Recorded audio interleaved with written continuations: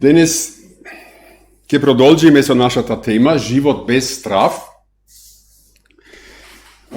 минатиот пат, само во кратки црти, зборувавме за тоа дека живот без страв е можно, воглавно, со еден вистински близок однос со Бог.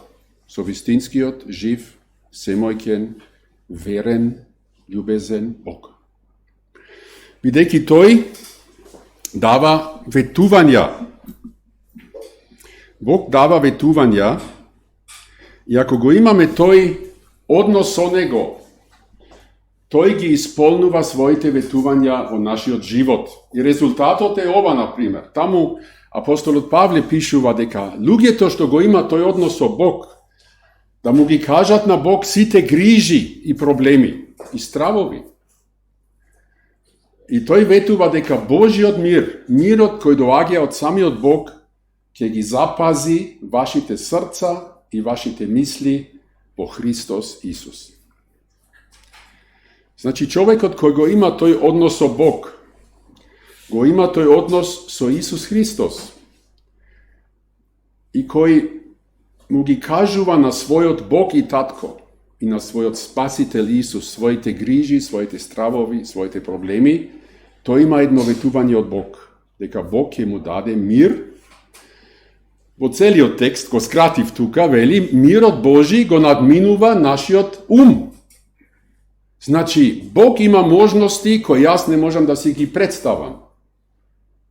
Бог има решенја каде јас не гледам решенје. Затоа што Бог е семојкен. И тој ми ветува мене дека тој ќе се грижи за моите проблеми. Како христијанин, како човек кој верува во Христос, јас имам такви ветувања од Бог. И Божиот мир може да се доживе. Тој мир што Бог го дава во проблеми, во стравови, тој може да ти ги земе стравовите, може да ти даде мир, каде што ти самиот или некој друг не може да ти даде мир. И ние рековме дека ова, ние луѓето, можеме да го доживееме кога му се предадеме на Исус Христос. И самиот Исус Христос, ова е повторување од минатиот пат, вели, дојдите при мене, сите, кои се трудите и сте обременети. Тоа е нашата состојба, човечка. И јас ќе ви дадам одмор. Јас ќе ви дадам одмор. Исус. И мене ми е мило, што денес стојам тука и само ги читам зборовите на Исус Христос. Тоа не се моите ветувања, туку ветувањата на Исус Христос. Во Светото Писмо што ги дава. Земете го мојот јарем на себе, тој ни нуди, тој да го води нашиот живот.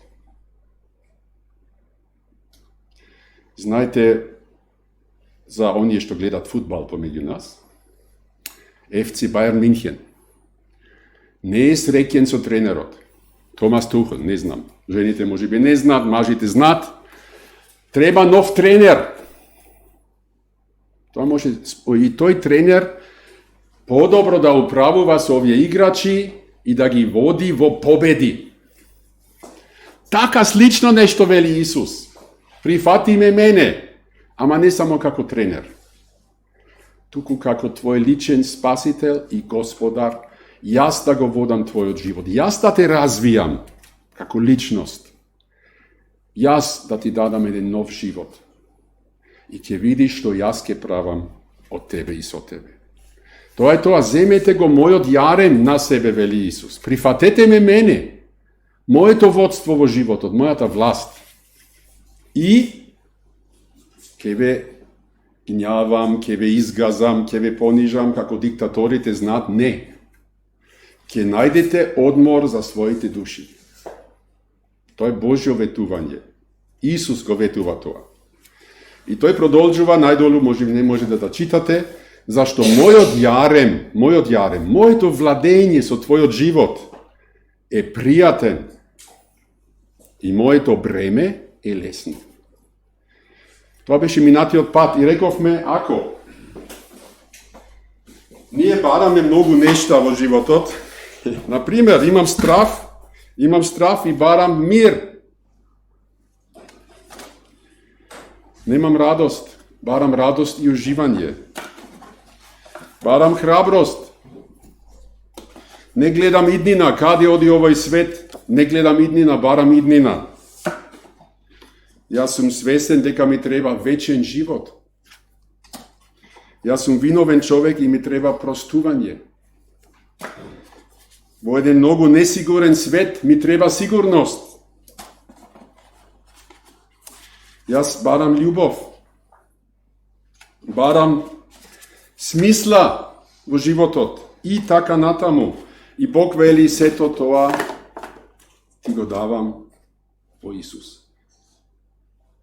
Znači, ključot na ova prašanje život bez straf. Ne je nekoja tehnika, rekao mi minati otpad. Ne je nekoja, znajte, kopaj vo sebe, baraj vo podsvesta ili ne znam što. Ne. Svesno slušaj što veli Bog za Isus Hristos. Svesno shvati go Bog seriozno. I slušaj što to ima da ti kaže za spasitelot. I toj može da te spasi od site tvoji stravovi, griži i taka na tam. Sve kje dobiješ vo nego. Bez Isus ništo od ovje raboti ne dobivaš od Boga. Ama so nego se. To nekako beše minati odpad. Što zboruvavme? Danes, ki zboruvame, najdolu piši, život bez straf, nitu straf od smrt, znači da li Bog ima odgovor i na najlošiji problem. Problem od na smrt. I da li nije smrtni ljudje, možemo da doživejeme mir i život bez straf dori i od ova. I jaz vek je rekao minati odpad, jaz nisam toj guru, jaz nisam toj psiholog, jaz nisam toj što znaj se. Jaz sami sam na terapija kaj Bog. I go zemam pri zbor od Bog. Me interesira što veli Bog v odnos na to prašanje. I znajte, to kažu vam mnogo. I jedan od mojih najgolemi problemi, koga zboruvam tukaj pred vas, od ogromni od materijal, što postoji, da izbiram po nešto i da vi prezentiram, da vi zainteresiram za to. Ama Bog ima mnogo da kaže, duri za toj problem smrta. I jaz iskreno, može bi imate zabeležano, naše to združenje se vika životote povekje. Sakam da zborujem za život. I ke zboruvame za životot danes, životot, što pobeduva nad smrta. To veli Bog vo Biblijat. To je jedan važan del od verata vo Hristos.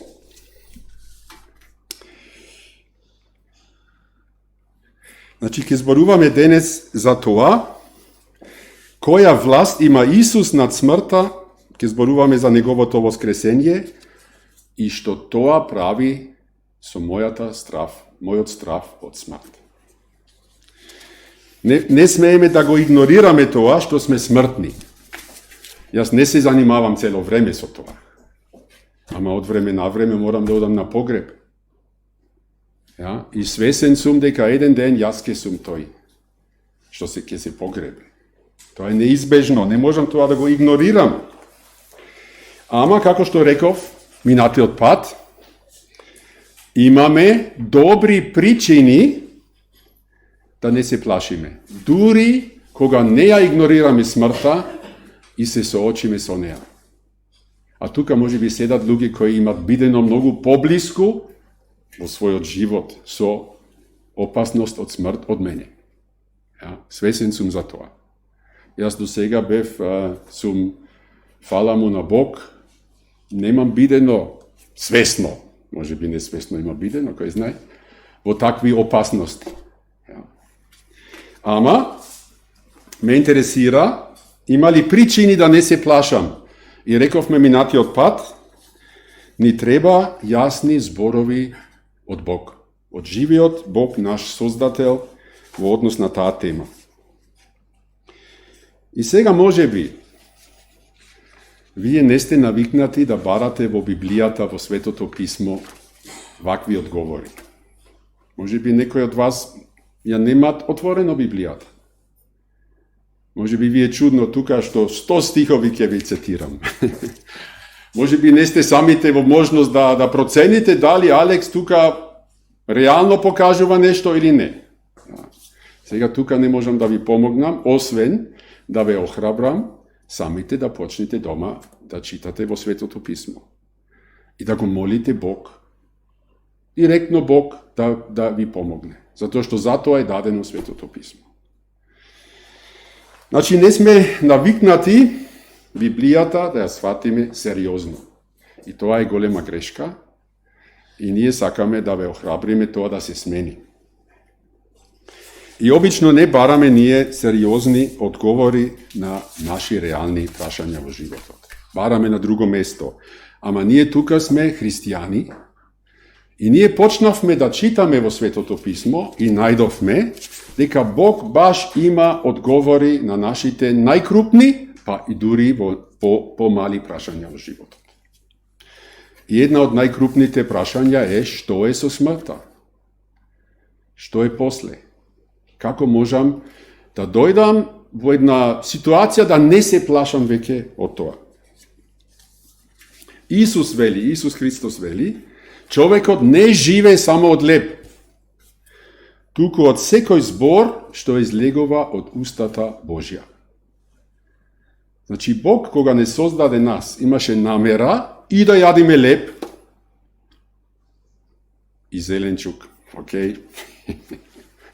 И други работи, риби, кременадли, ова, она.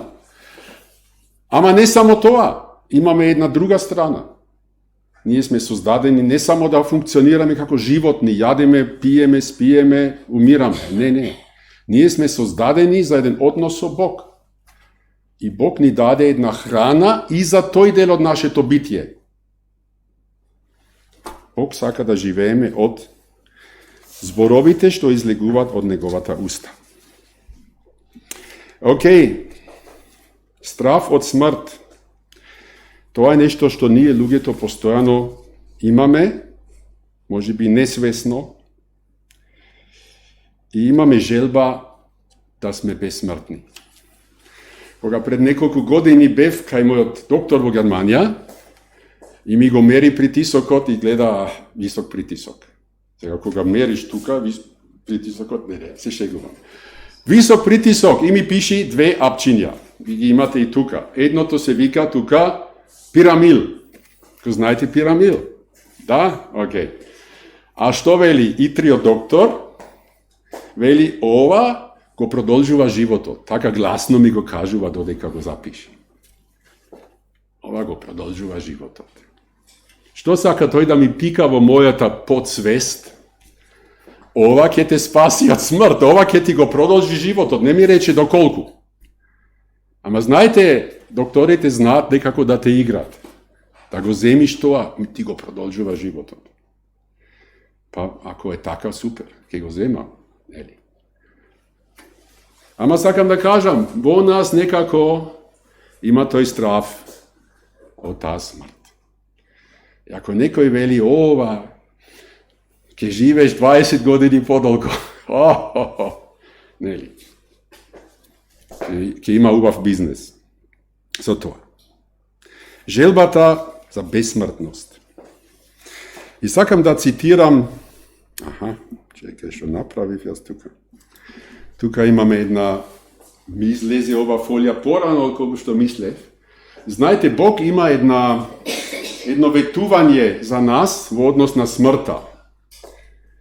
Читате во Библијата и таму ќе читате последниот непријател што ќе биде уништен е смртта. Замислите, во Божиот план со нас, преку Христос, сите непријатели пополека ќе бидат отстранети. И последниот е самата смрт. Бог има намера, Бог има предвид од тоа, Бог ни го ветува тоа веќе во Светото писмо. И сега сакам да ви читам еден дел од еден интервју преку ова што го слушнав дома, додека чистев дома. Ми дојде идејата дека за ова треба да се зборува. Ова на левата страна е професор Џон Ленокс. Тој е бивши пензиониран професор по математика во Оксфорд, има други докторати и сето тоа. Џон Ленокс е врвен интелектуалец, има дебатирано на највисоко ниво со водечки атеисти во овој свет, други научници, а тој е свесен христијанин. Тој верува во Исус Христос. И овој на десната страна се вика Џон Андерсон, тој беше вице-премиер на Австралија неколку години и секогаш поканува интересни партнери на разговори. И разговорот се држи околу темата трансхуманизам и како верата во Исус Христос ги исполнува нашите најдлабоки потреби и желби. Трансхуманизам е моментално голем тренд. Некои елити мислат дека ние можеме со нашата човечка технологија и интелигенција и генетско променување на човекот да се претвориме во суштества кои во споредба со нас би биле како мали богови. Или ние како деца читавме за Супермен, за Супергрл и така натаму. Значи, нека што ќе одиме во тоа да станеме супер луѓе. И со тоа и ќе живееме многу долго и здраво, а може би дури еден ден нема да умреме веќе. За тоа зборуваат јавно некои визионери на наше време. А тие водат и тука игра улога и вештачката интелигенција. И сега Ленокс коментира вака. Да се решава проблемот на биолошката смрт, да се менуваат луѓето преку инженерство, да станат мали богови, сето тоа има врска со тоа што ние сакаме безсмртност. И јас како христијанин имам многу да кажам во однос на тоа.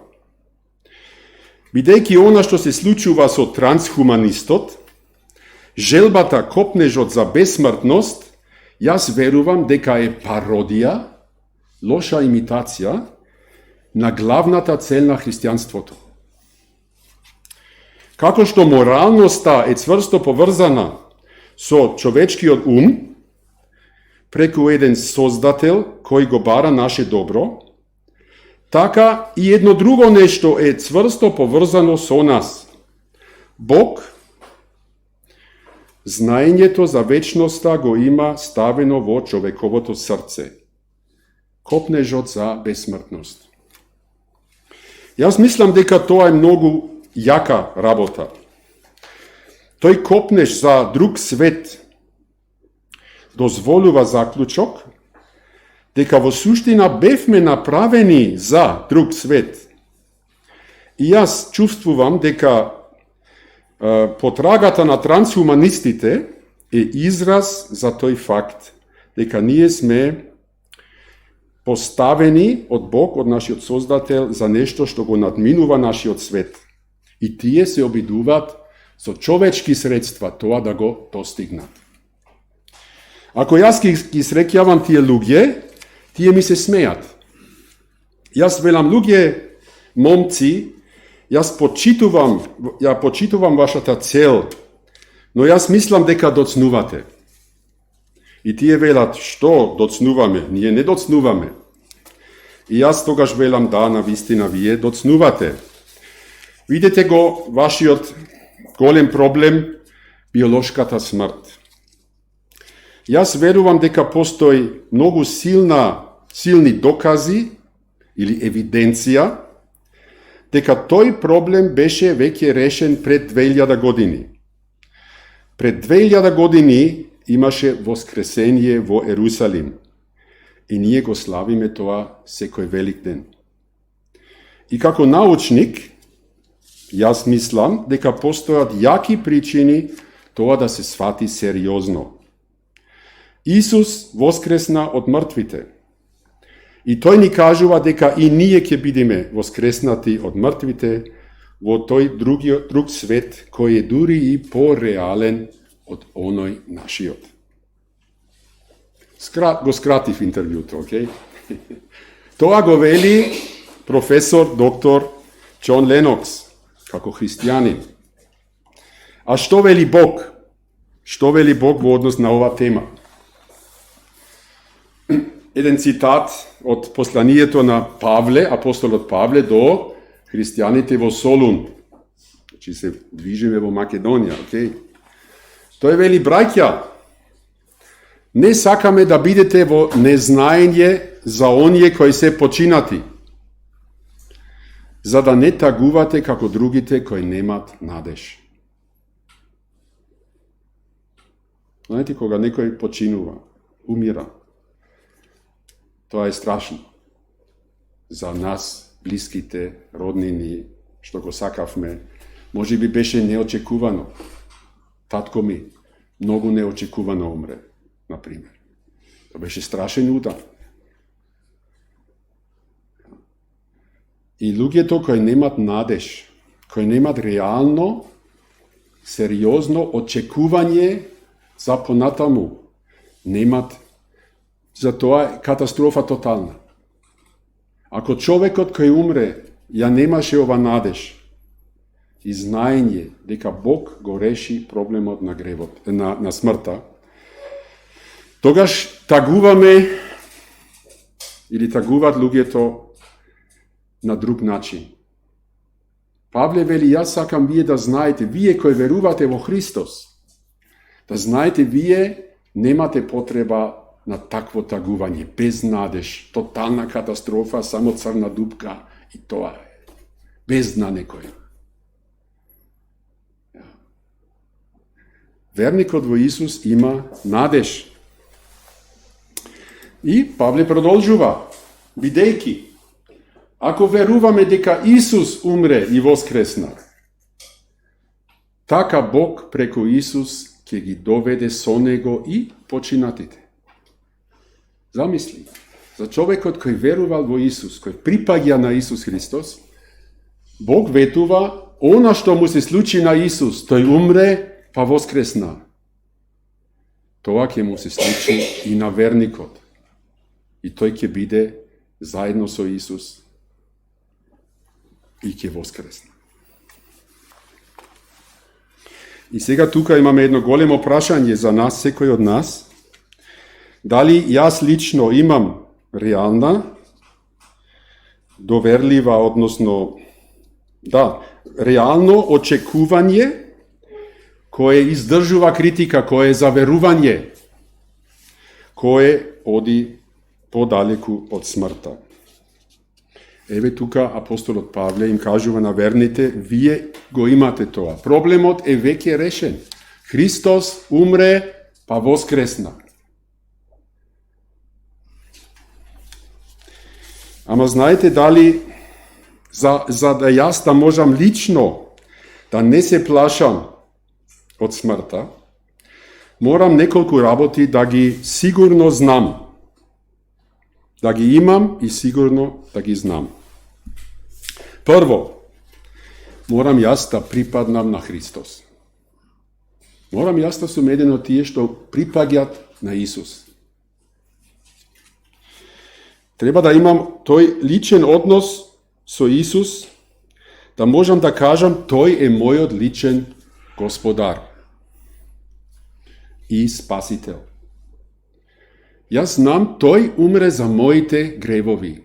Исус Христос на крстот, пред 2000 години, умре за гревовите на Александър Глайс. Во тука сум јас голем егоист. Јас сакам тоа да важи за мене. И тоа важи за мене. Бог вели така. И така мора секој од нас да може да каже, јас тоа го прифатив во вера. Кога Исус умре на крстот, тогаш тој таму умре и за моите гревови. Тоа мора човекот да знае. Јас го примив јаремот на Исус.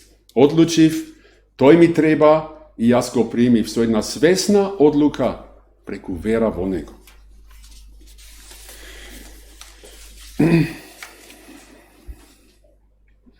Тука читаме, апостолот Павле пишува до Римјаните, зашто Христос затоа умре и оживе, за да владее и над мртвите и над живите.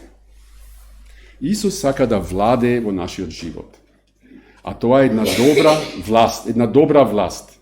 Сигурен сум, дека сите вие и јас би сакале да имаме во една битола една добра власт, која ги решава проблемите на градот, која го уредува градот, која пружи некои услуги што се потребни, вие разбирате, или владата на Република Македонија, или владата на Република Германија.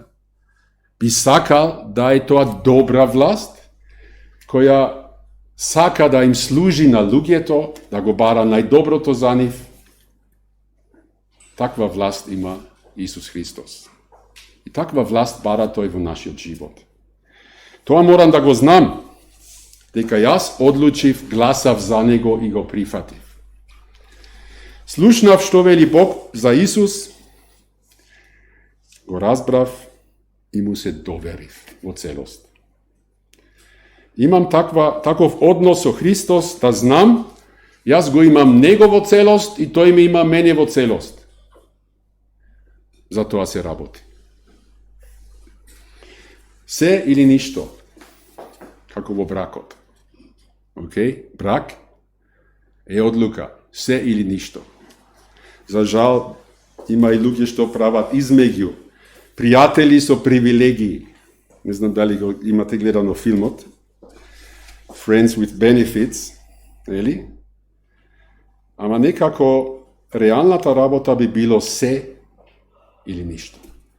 Замисли, имаш ти ќерка и некој млад човек доаѓа вака, и ти како татко, како мајка, ти вели, слушај, твојата ќерка, сакам да влезам во нека врска со неа. Што? Како си го представуваш тоа? Знаеш, од време на време, кога ми текна, сакам да дојдам, да ми вари кафе. И ќе носам валканиот веш, да ми го испере, да ми го пегла, да ми готви од време на време, а кога имам желба, ќе влеземе таму во спалната. Тоа е тоа, да, тоа е тоа. Ќе ја земиш? Не сакам. Аха. Како реагираш ти како татко, како мајка? Се надевам да не си насилен човек, нели? Овај, што побрзо да излезе, да го избркаш од дома. Нели? На човечко ниво разбираме, не се игра со тоа. Friends, пријатели со привилегии, не. Или се, или ништо. А мислиме кај Бог, кај Исус може така. Бог го даде својот син, Исус стана човек, Исус умре. За јас од време на време, кога ми треба да дојдам кај Него и да го молам, а може би дури ќе помогне. Ама Божјата замисла беше, јас сакам ти да го имаш во целост и тој да те има тебе во целост. Затоа што тој има многу да ти даде и ти имаш големи потреби, ти треба да се спасиш. И тој да има да ти даде едно спасение целосно, кој дури ќе го реши прашањето на смртта. Првото морам да знам дека го имам Исус и му припаѓам нему. Второто, морам да знам дека моите гревови се простени и дека имам вечен живот.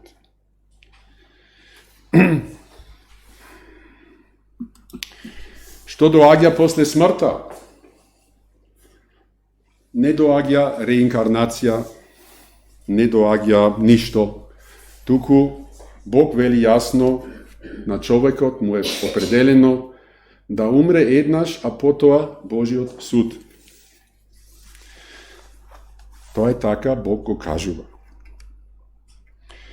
Пред Божиот суд, на германски зборот Gericht, го носи идејата ја носи идејата дека се исправат работите. Божиот суд ги исправува работите што беа сгрешени пред тоа. Божиот суд дава праведна, заслужена казна, третман. Праведен третман. Осудениот добива она што е право. Тоа на човекот му е определено. Не знам дали го гледавте овај филм. Meet Joe Black на англиски. Убав филм, не е лош филм. Накратко, кратки црти. Ангелот на смрт е пуштен, пратен да го земе милиардерот Бил Париш се вика, Бил Париш. Бил Париш почнува да осети дека нешто му зборува, слуша некој глас и се чуди што се случува. Бил Париш е многу добар човек. Богат, ама справедлив, добар татко, има 2 ќерки. Се покажува во филмот, добар човек. А ангелот на смртта се заљубува во помалата ќерка. И се меша, влегува во нивниот живот, во телото на еве Бред Пит, згоден млад маж, ја? Привремено го киднапира неговото тело. И така, филмот се има своја приказна, ама на крај Бил Париш сваќа дека овој дојде и кој е тој. И дека мора да замине од овој свет. И овај му е роден ден, голема забава, и сега е време кога треба да се замине. И сега Бил Париш го прашува Џо Блек, знае што дека ќе умре, дали треба да сум загрижен? Јако прашање. Ќе одам последните 200-300 метри, па ќе умрам. Дали треба да сум загрижен? Знаете што вели Џо Блек? Човек како ти не. Пораката е, добар човек како ти не мора да биде загрижен. Ама знаете, овој Џо Блек не е Божи ангел. Божи ангел немаше да го каже тоа. Божи ангел треба да ја каже вистината. Ти треба да си загрижен, дека ти си грешник. И ти си виновен пред Бог. Дури и Бил Париш, кој е толку добар човек, со човечки стандард мерено, ама пред Бог. Многу јака сцена, само погрешен одговор. Ja?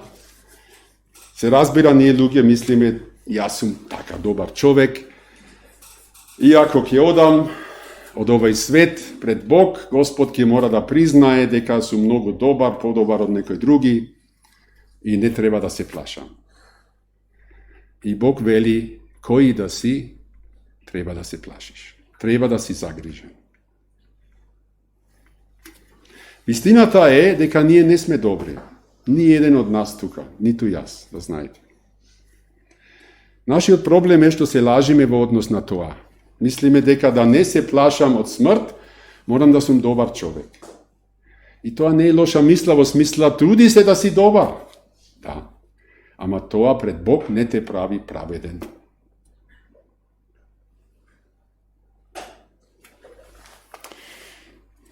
Дали си ти добар човек? Според Божите стандарди. Ако Бог те распрашува пред Божиот суд, што ќе излезе? Не можеме да најдеме ништо лошо кај овој човек. Замисли. Колку мора Бог да копа во твојот живот, во твоите мисли, во твоите мотивации, во твоите зборови, и во моите, окей? И во моите. И во нашите дела. Да најде нешто што е против неговите заповеди. Колку време ќе треба да копа, да праша. Например, што е најважната заповед, најголемата заповед? Најголемата заповед е љуби го Бог од сето срце, сиот разум, сета сила и сета душа. Дали ние тоа го живееме од ден на ден? Bog mi je vse, Bog mi je najvažen. Od vse ta duša, so vse ta sila, so vse te misli, so vse, go ljubam.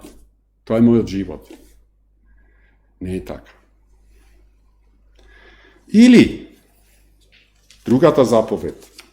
Ljubi go tvoj bližen, kako sebe si. Ja? Kako što znaš da se grižiš za sebe si, tako da se grižiš v praksa za drugite. Jaz sem egoist. Kolem egoist sem jaz. Voziš kola tukaj, edno mesto za parkiranje. Sakaš ti da vleziš, eden drug saka da vleze. Što kje praviš? Ja, to je samo to, ali ima drugi raboti. Ja? Jaz sekogaš go sakam najgolemo to parče torta, priznavam. Zašto nekoj drug da go jade? Jaz sakam da go jade. To se mojte prirodni reakciji. Mnogo teško, ako malo to mi pajde meni. Ne. Može bi malce to smešno, ama vo praktični od život nije ljudje sebični, kako živeme jedni so drugi, ne je smešno. Ne je smešno. Da li ja sam dobar čovjek, da li ti si dobar čovjek, ili da li ti treba proška? Ako se ga velam, oni što treba proška, tuka, drugite, dobrite tamo. Koliko logike ostane na ova strana? Se nadevam da sme realni. Nikoj. Ako sme realni, i znajte, Bog ni kažuva, ima proška. Problemot ne je deka Bog ne saka da prostuva. Problemot je što nije mislime deka nam proška ne ni treba. Ima pološi ljudje. Grešnik, to se ti je najlošite. Jaz nisam takov, jaz sam pristojen bitolčanec. Možem so sekoj da se meram tukaj na širokco kak. Sekoj da svegaš ti, jaz, nisam pološ od tebe. Tukaj je problemot. Bog je poln so prostuvanje. Ama to je bara realni ljudje koji seriozno pred nego prifajkjat, jaz sam grešnik, nisam dobar čovjek, jaz sam rasipan i moje te rasipanosti nese ubistva tuku vo sitnici nekako izleguvat. O sitnice koji dnevni reakciji, misli, zborovi, a sepak sam trulo ovožje. Ja? Mi site imamo potreba od proška. I bez proška da zaminamo od ovaj svet, imam pričina da se plaša. So pravo. Ama postoji proška, Bog je poln so proška. Poradi Isus vek je umre za našite grevovi. I postoji sigurnost, čovjek može so sigurnost da znaje deka mu je prosteno. I deki proškata na grevovite ne je nešto što treba da go zaslužam. Tuku poklon od Boga. Koje to mi go dava od milost nezasluženo. Vo Hristos. Eve, i proškata, evo Isus Hristos priključeno.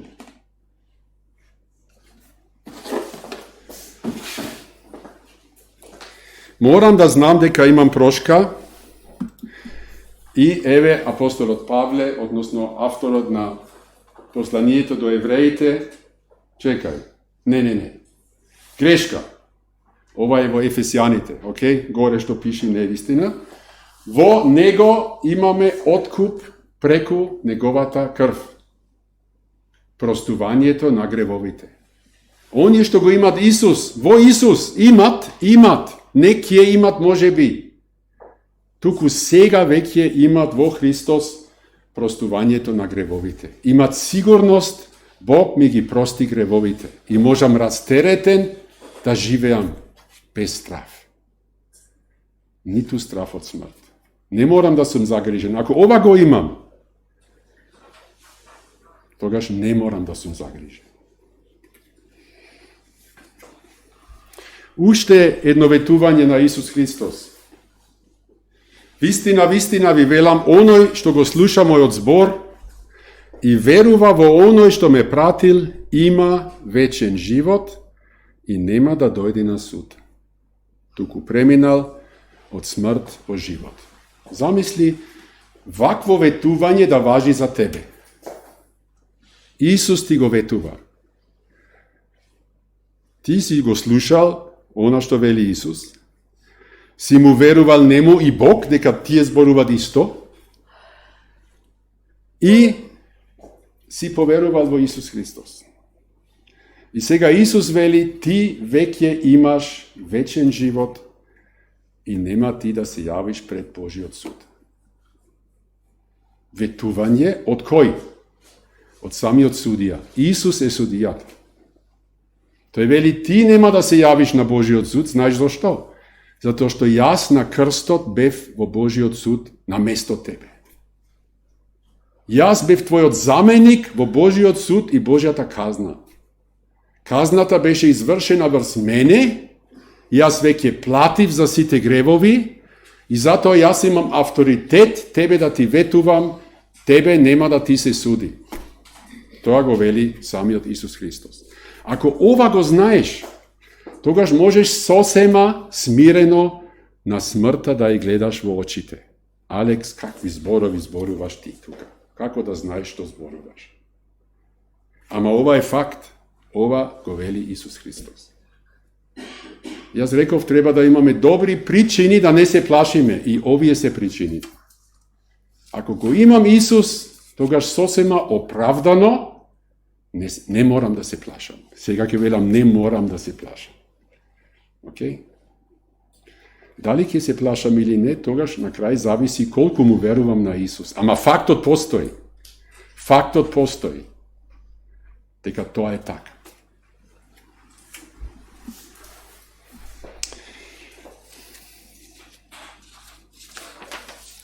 Окей, третото што треба да знам, треба да сум сигурен дека Христос воскресна од мртвите, дека постои воскреснување од мртвите и дека јас ќе учествувам во тоа.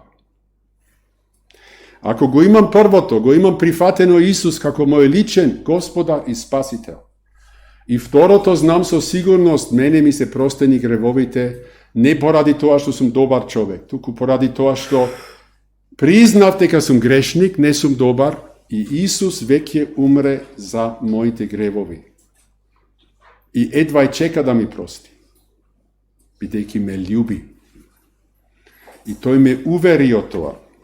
Сега и третото, значи, од како ќе умрам, после ќе воскреснам, како Исус што воскресна. Не веднаш, туку во воскресението на мртвите. Тука напишав нешто. Авторот на апостолски дела опишува како Исус, откако умре и воскресна, се представи на своите ученици, своите пријатели, жив, со многу веродостојни докази, јавувајќи им се 40 дена и им зборуваше за Божјото царство. Како дојдоа тогашните пријатели, верници, следбеници на Исус до убедување дека Исус воскреснал? Па Исус дојде кај нив, воскреснат, жив, и тој нагласува многу веродостојни докази. На почетокот тие не верува. Требаше да се видат со Исус, да го допрат, да јадат со Него, да зборуваат, и тоа не еден ден, не 2 дена, туку со тек од 40 дена. Имаше дискусии, имаше зборување, и тие луѓе беа сигурни. Очевидци, самите има доживеано.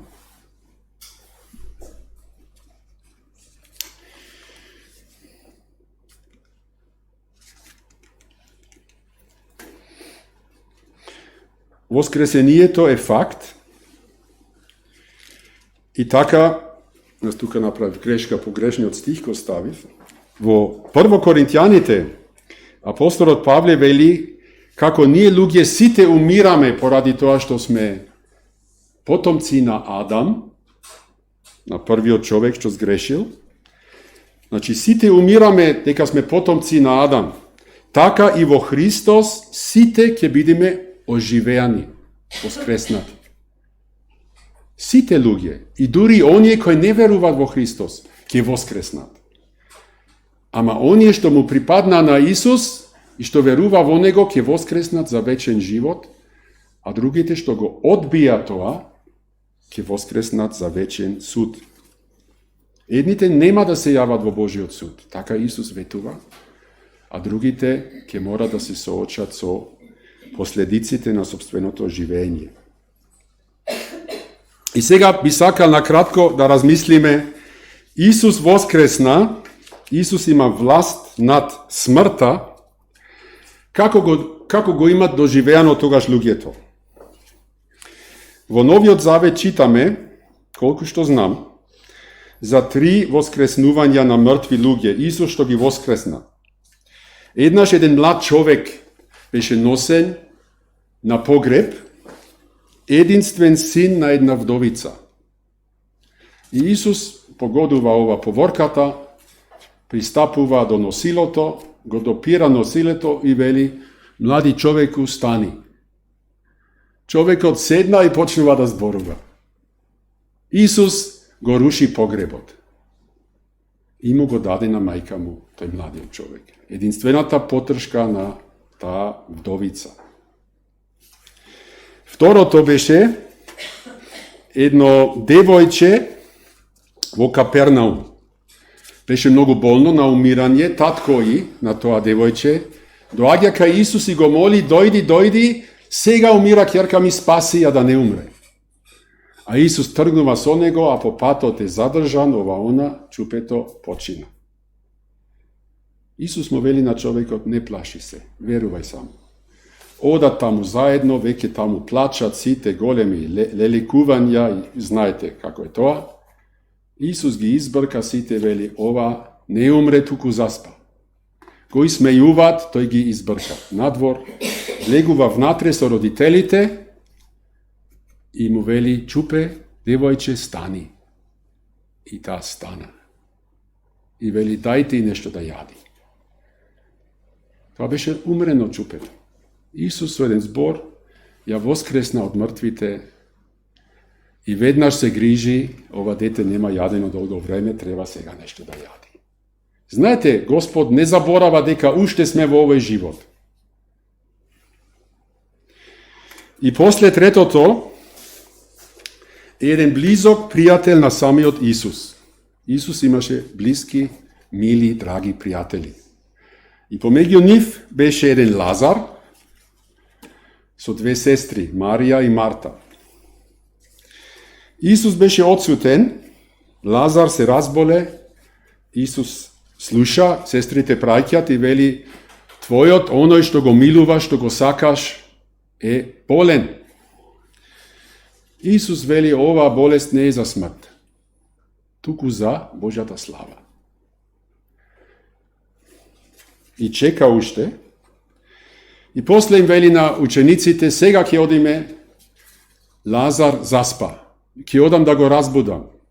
И тие мислат, штом заспа, веќе нема треска, ќе оздраве. А Исус вели, не, Лазар умре.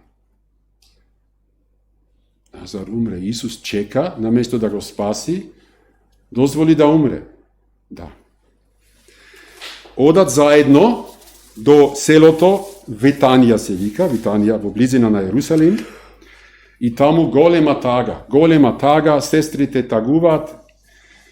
Марта доаѓа кај Исус и вели, Господи, ти да беше тука. Ако ти беше тука, мојот брат немаше да умре.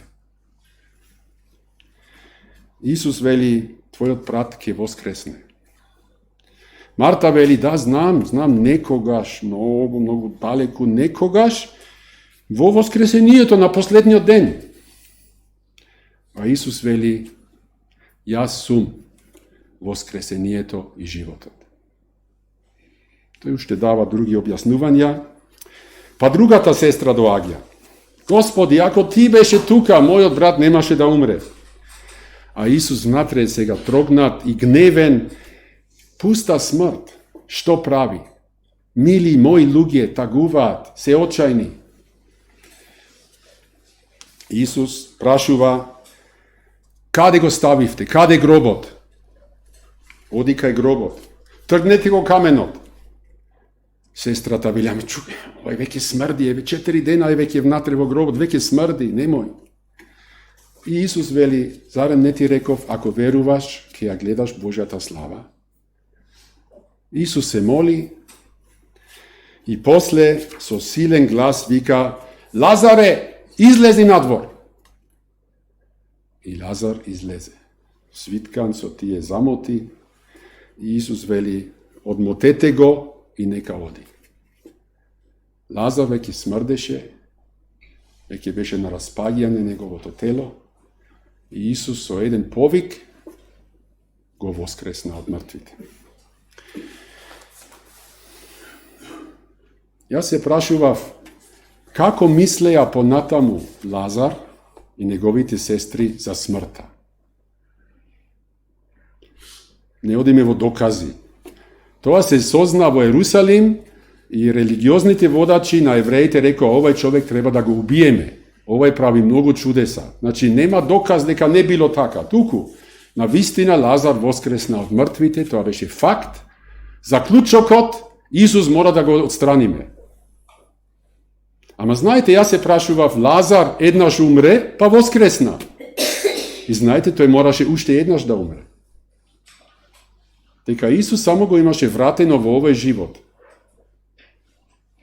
Како мислеше Лазар кога повтор пат беше на умирање? Сега дури малце ми е смешно. Не велам дали му беше лесно, не знам, ама тој си рече, повтор пат ќе ме земи смртта. И повтор пат ќе биде поразена. Дека еднаш веќе Исус ме воскресна. И сега знам со сигурност и овој пат ќе се случи пак. Затоа што во меѓу време некој друг воскресна од мртвите, самиот Исус. Неколку дена после ова чудо со Лазар, Исус виси на крстот и умира. И умре. Едно римско копје проверува дали навистина е мртов, срцето прободено, белите дробови прободени, крв и вода истече, човекот навистина е мртов. Го погребуваат, таму се присутни многу негови пријатели, сведоци. Човекот навистина е мртов, го постават во гробот, а поради тоа што празникот, Пасха и Сабат се приближи, не можат сите церемонии со телото да ги прават, ќе дојдат после празникот и на третиот ден, кога доаѓат да се грижат соодветно за мртвото тело, гробот е празен. Замотките таму лежат. Првата идеја го украдува. Некој го зеде. Се прашуваат кој го зеде, каде го носеа.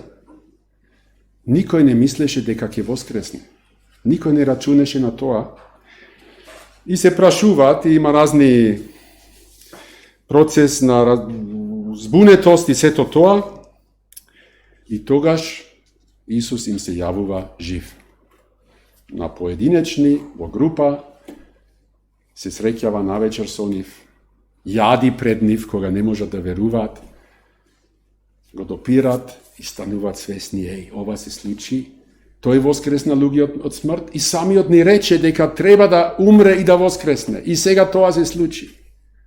После ова се случи, многу веродостојни докази, времето поминато, зборување, гледање, допирање, јадење, пиење заедно, дискутирање, еднаш повеќе од 500 луѓе наеднаш го видува беа со Исус, после воскреснувањето.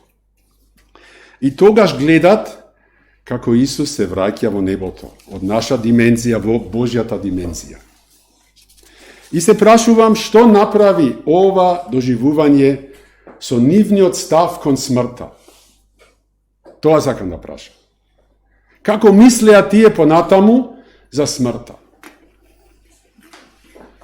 Тие разбраа неговата смрт на вистина беше според неговите зборови за нашите гревови.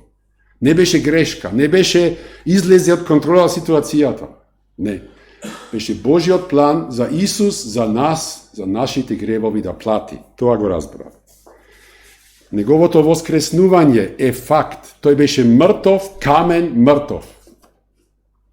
И сега е жив повторно. И тој вели, и вие ќе бидете живи. Тие знаја, и ние ќе воскреснеме за вечниот живот. И понатаму, кога зборуваа за ова, ризикуваа да бидат погубени, прогонети и обиени. И тоа го прифатија. Затоа што за нив смртта веќе не беше страшна. Колку и да беше болна, колку и маки да има, знаеа, ние знаеме дека ова не е последното. Нашиот Господ, нашиот Спасител умре па воскресна. И ние го видовме и доживеевме и ова и нас не чека. Значи, ако тоа го имаш доживеано, ние не, тие да. Ние некако мораме да сметаме дека тие се веродостојни сведоци. Ja? Ама ако тоа го имаш доживеано и сватено, што прави тоа со твојата страв од смрт? Го цитираме повторно, чекај, што направив? Да. Го цитираме повторно апостолот Павле. Што вели тој за смртта? Тој зборува за нашиот Спасител Исус Христос, која уништи смртта. Чекај, смртта уште постои. Умират луѓе цело време. Ама ја уништи во смисла смртта за верникот. Го нема последниот збор. Го нема последниот збор. Смртта ја изгуби својот ужас. Човекот кој му припаѓа на Исус, кој знае гревовите ми се простени, кој знае воскресението е факт. Исус воскресна и тој ми вети дека и јас ќе воскресна. Сосема поинаку може да се соочи со таа смрт. И Павле вели, јас сметам смртта е уништена. Тоа страшило, тој страв веќе не постои кај верниците. Исус осветли живот и безсмртност. Замисли, постои безсмртност. Како? Верувај во Исус преку Евангелието, добрата, радосната вест за Исус. Ти можеш да станеш безсмртен и да живееш, да го живееш својот живот и да знаеш она за кое што живеам нема да помине. Затоа што јас му припаѓам на Исус. Да го немаш Исус, се што ќе правиш во животот, што и да достигнуваш, ќе помине, ќе се распадне, не можеш да го земиш со себе. А она што е живеано со Исус во заедништво со Него, ќе остане со тебе за секогаш. Безсмртност, живот и безсмртност. Павле понатаму вели, малце посложени стихови, а малце ги скратив, ги компримирав, зошто дојде Исус во тело, зошто стана Бог човек и има учество во месо и крв во тело, затоа што луѓето кои тој ги спасува и за кој што тој се грижи, исто така се смртници. Ако јас му го давам мојот живот на Исус, Исус доби еден смртник, еден човек кој е слаб, кој има месо и крв. Тоа е еден ден Алекс ќе умре. Алекс најда е болен, Алекс најда старе, замисли, веќе се гледат јасни знаци, ова, она, и еден ден Алекс, последниот здив, ќе го издиши. За тој Алекс, за такви луѓе се грижи Исус. И за да може да ми биде спасител, тој можеше исто така да дојде во тело. И целта беше, тој зеде учество, стана човек во тело за со смртта, и тука исеков еден дел, го порази и ѓаволот, окей? Ама, ги ослободи оние кои заради стравот од смрт цел живот беа во робство. Тоа е нашето живење, цел живот страв од смрт. Освен кога можам да го игнорирам некој време. А од ова има избавување. Затоа Исус умре за нашите гревови.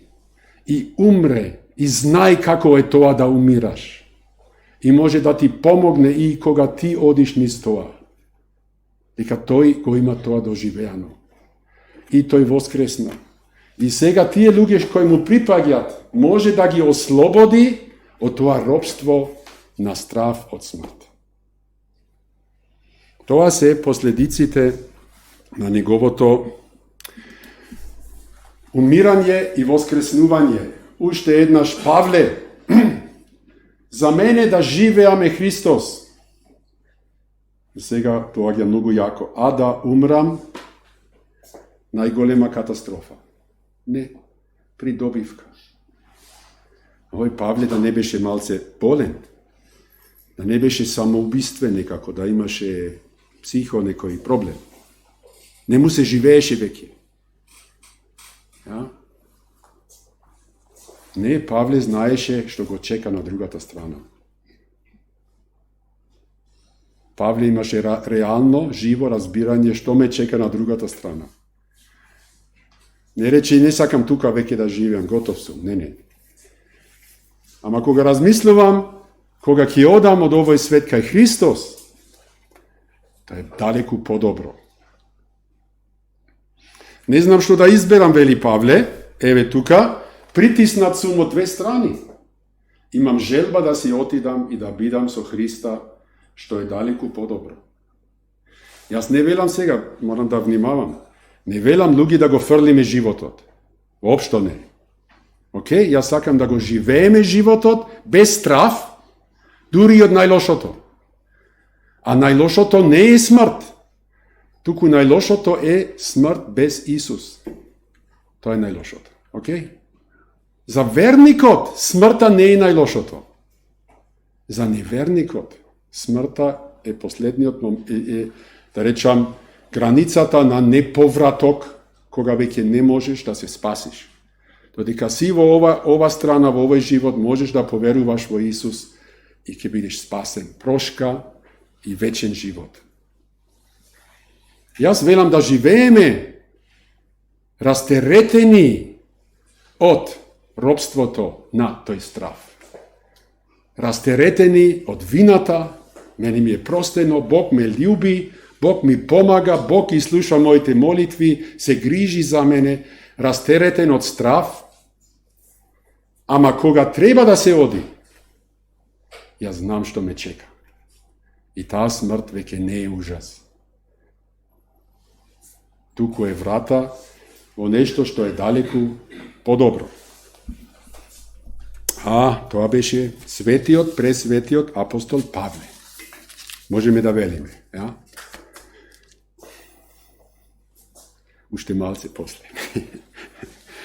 Ако го сваќаме Павле, јас само неколку парчиња ги извадов од Библијата. Преполно е со прекрасни, реални ветувања што во Христос ке добиеш во однос на тоа прашање смрт и воскресење. Нема да го читам сега, ама јасно е дека тука се случи еден триумф, една триумфална победа. И сега, дали тоа само важи за толку посебни свети апостоли како Павле? Читавме пред малку дека Христос умре да ги ослободи оние. Тоа не само се апостолите, тоа се сите луѓе кои досега беа во робство и страф од смрт, оние кои веруваат во него ги ослободува. Сите обични луѓе, не свети апостоли. ама да веруваат во Исус. Тоа е важно. Значи, сега сакам да читам заедно со вас еден оглас за смрт. Јас морав да го поради заштита на лични податоци, морав да сменам некои работи, да прикријам некои работи, ама текстот е реален, окей? Овој текст е текст на, како се вика тоа, жалостен оглас, жална вест, ама жалната вест, ако знаеш германски, не е толку жална, жалостна. Ке ви го читам. Ова жена ја нарекувам Ерика. Окей, морам да ги заштитам луѓето, ова ќе се гледа во интернет и не е фер да затоа се покрив. Ама јас знам, јас знаев. Тај мајка на еден мој близок пријател, ја имам сретнато кога бев в Германија често пати. Кога се собиравме да читаме Библија, ја знам жената. Ерика почина пред 2 години.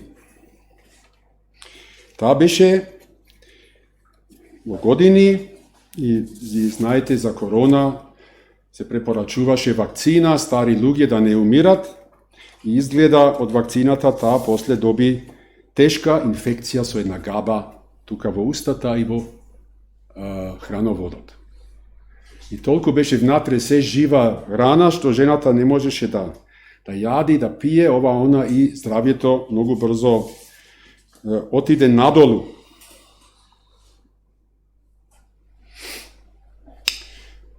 Ерика беше верник во Исус.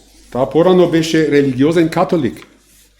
И како религиозен католик, таа веруваше дека човекот мора пред Бог да се покаже како достоен, како добар за Бог да би му простил. Човекот мора да се труди да прави добро и со сакраментите на црквата и Богородица да се моли за тебе, некако да те презентира пред Бог, да гледа тој, ти си достоен, можам да ти простам. Ама, после, преку Светото Писмо, преку Евангелието, таа свати, Бог вели, тоа не е патот. Грешникот добива потполна прошка од Бог, без да го заработи, без да го заслужи. Како поклон од Божја милост, Божја благодат. И таа свати Исус умре за моите гревови на крстот. И поради Него ќе добијам прошка. И така таа поверува во Исус, го повика и го прими како спасител. Сега Ерика е во болница и, односно, ја носат на болница кога е веќе на умирање. Така изгледа, нема да стане пак. Веќе се има поздравено од сите пријатели, роднини, има, како се вика тоа, редовен заклучок со животот. И знаете, во болницата е и се радува да оди кај Исус. Во таа состојба беше. Се радува да оди кај Исус. Ама што се случува? Жената не умира, туку се опоравува. Се опоравува, стана, сила има веќе функционира, наместо кај Исус таа си оди дома во селото. И сега незиниот син ми вели, Алекс, знаеш што се случи? Толку беше разочарана, што моравме да ја охрабриме, да ја утешиме, дека се уште не оди кај Господ Исус. Дека мора уште да остане тука. Реален случај. За Ерика смртта имаше изгубено својот ужас. Сакаше да оди кај Исус. Во меѓувреме и се исполни желбата. Ама сега го читаме таа тажната вест. Горе пиши, од неговата полнота таа прими милост врз милост или благодат врз благодат. Според Евангелието на Јован 1.16. Значи, врз тоа таа се потпира. Јас примив од Бог не мојата заслужена награда со мојата религија, туку од полнотата на неговата милост, јас грешникот добив помилување, прошка. И сега текстот, нели, во недела, мојата мила сопруга, нашата верно грижлива мајка, свекрва и љубезна баба Ерика стигна на целта на незините желби во незиното вечно во незината вечна татковина кај незиниот Господ и Спасител Исус Христос. Во благодарност за секој час што го поминавме заедно и долу фамилијата. Еве тука беше еден човек, обичен, една стара жена, мислам, отприлика толку беше висок. Okay? Само да ви кажам, јас знам. Малци крупна, права баба. Ja? Ги знам тие луѓе многу време. Ерика, ама домакинка, сакам да кажам. Сакаше да оди и знаеше јас одам кај Исус. И сега стигна. Таа учествува во тој триумф, во таа победа.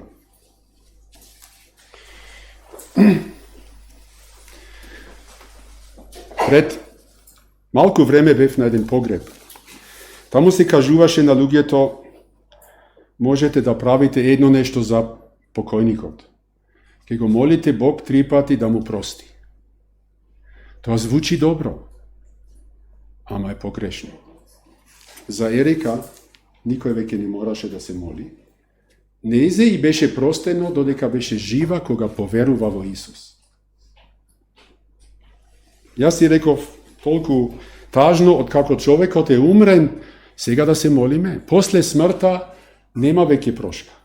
Смртта е моментот кога такви работи веќе не се случуваат. Додека си жив до последниот момент, може Бог да те спаси, ако ти сакаш. А после не. И јас си реков каква трагедија според Светото писмо. Бог постојано те моли тебе, дај да ти простам. Преку овие предавања, не знам колку пати денес го кажав веќе. Бог те моли тебе, дозволи да те спасам и да ти простам. Дозволи. Бог мора да бара дозвола, замисли. И сега е твоја работа да му дозволиш или не. Знаете, апостолот Павле, при крај сме, не плашете се. Живот без страв, окей? При крај. Според тоа, вели, ние сме пратеници на Христа на тој начин што Бог моли преку нас. Кога Павле проповедаше, вели, Бог моли преку мене, молиме во името на Христа, померете се со Бог. Знаете, јас молам. Денес. Бог моли преку Словото, не преку мене, ама преку Словото. Бог моли, те молам, како и да е твоето име. Дозволи да те спасам, дозволи да ти простам. Прими го мојот возлюбен син Исус Христос. Почнувај да ме слушаш, јас ке ти објаснам. Не мораш денес, знам дека многу беше, не можеш се да сватиш, а Бог сепак моли. А ние го игнорираме тоа. И го одложуваме. Има време. На посмртната постела тогаш ке милостиво ке те услишам, велиме ние. Само со Бог не се игра. Ама Бог не моли. Тој сака да не спаси, сака да ни прости. Ти велиш, Боже, прости ми, додека си жив. Ти велиш, не некој друг за тебе. Ти велиш, прости ми, спаси ме. Што вели Бог? Верувај во мојот син Исус. Тој веќе умре за твоите гревови, за јас да можам да ти простам. И тогаш јас се ќе ти простам. Ако тоа го правиш, тогаш можеш да го живееш животот воглавно, без страв. Можеш твоите стравови, твоите грижи да ги носиш кај твојот Bog i spasitelj i njegoviot mir ќе ги пази твоите мисли и твоето срце. Можеш да живееш ослободена од робството на страв од смрт и чекаш додека живееш, сигурна си дека ќе влезеш во Божјата слава и ќе учествуваш во воскресението како и Исус. Не мораш да се плашиш веќе во тој случај од Божиот суд. Тоа се добрите причини зошто да не се плашиме. Наредниот пат, сега сакам да ве поканам, уште едно предавање имаме. Темата ќе биде од стравот кон мирот или во мирот, како? Уште еднаш ќе зборуваме за тоа. И ви благодарам за вниманието и да не заборавите, Бог ве моли. Бог ве моли. Окей? Good. Пријатна вечер.